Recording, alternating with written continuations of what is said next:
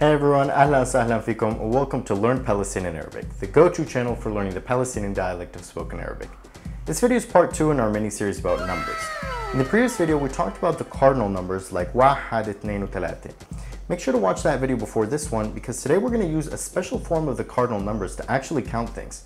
We're also going to learn how to use the ordinal numbers like first, second, and third to create even more interesting structures. So let's jump right into it. Oh, and don't forget to follow Learn Palestinian Arabic on Instagram.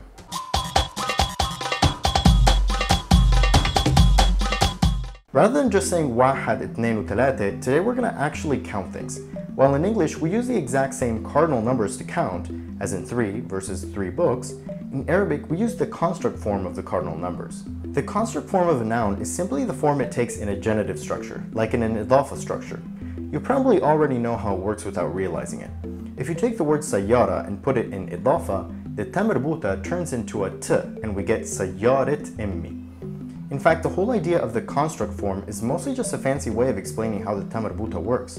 Otherwise, the construct form of a noun is essentially always the same as the lemma form. However, there's one other key exception. We use the construct form of numbers to count instances of a noun. But first, remember that واحد واثنين are not actually used for counting objects. We just say كتاب and كاستين. That's why these are the only two numbers with distinct masculine and feminine forms, whereas they have no distinct construct forms for counting. So what about the numbers from 3 to 10? 3, 4, 5, 6, 7, 8, 9, 10. Notice that they all end in ta مربوطة. It's not because they're feminine, this is simply a part of the lemma form of these numbers. On the other hand, we actually get the construct form by removing the ta مربوطة altogether. Now listen to me count houses until 10. بيت, بيتين, 3 بيوت, 4 بيوت, 5 بيوت, 6 بيوت, 7 بيوت, 8 بيوت, 9 بيوت, and 10 بيوت. As you can see, whenever we count anything from 3 to 10, we basically just remove the ta مربوطة from the cardinal number to get the construct form. As for the numbers from 11 to 19, remember that they all end in ash. 11, 12, 13, 14, 15, 16, 17, 18, and 19. We actually get the construct form of these numbers by adding back the r in ashra. Interestingly, this means that the construct form of these numbers ends with the same construct form of the number 10 itself. Also, notice that we use the plural form of nouns when counting non-human nouns between 3 to 10, but we start using the singular form again after that. 10 بيوت, but 11 بيت, 12 بيت, 13 بيت, 14 بيت, 15 بيت, 16 بيت, 17 بيت, 18 بيت, and 19 بيت.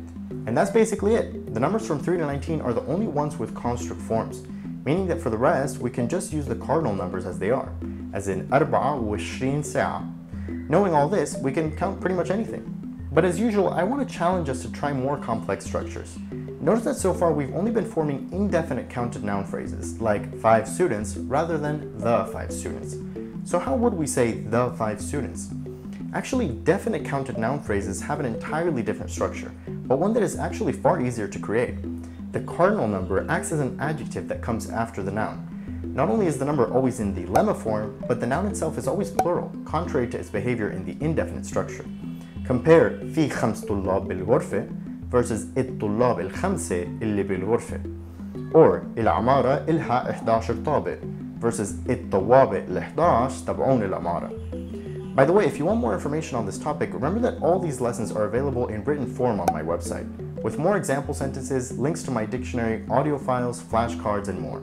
Check out the lesson for this topic, linked in the description, which includes the content covered in part 1 and 2 of this mini-series. Finally, let's talk about the ordinal numbers.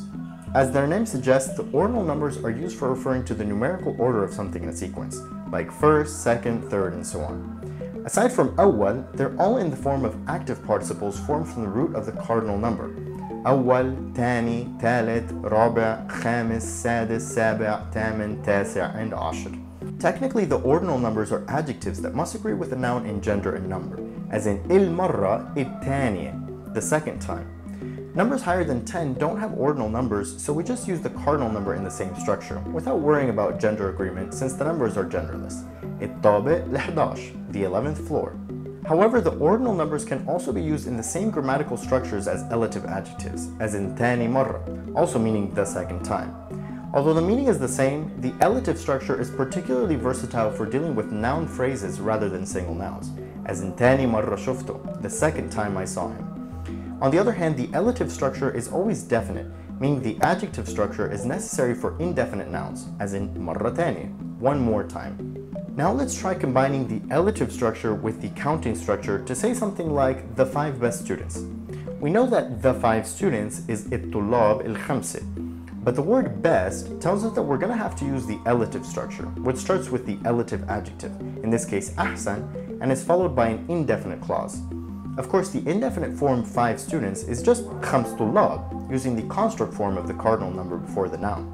So the 5 best students is therefore أحسن خمس طلاب. Now we'll let you try the first 12 hours. Remember, we put the ordinal elative first, then the indefinite phrase 12 hours. Ready? The first 12 hours is أول 12 ساعة. Did you remember to put 12 in the construct form and that ساعة should be singular? If not, don't worry. As I said in part 1, the numbers are one of the trickiest things to master in Arabic, and we're not even done yet. In part 3 of this mini-series, we'll talk about grammatical number in the dialect. That is when things should be singular, dual, or plural. So, I'll see you then.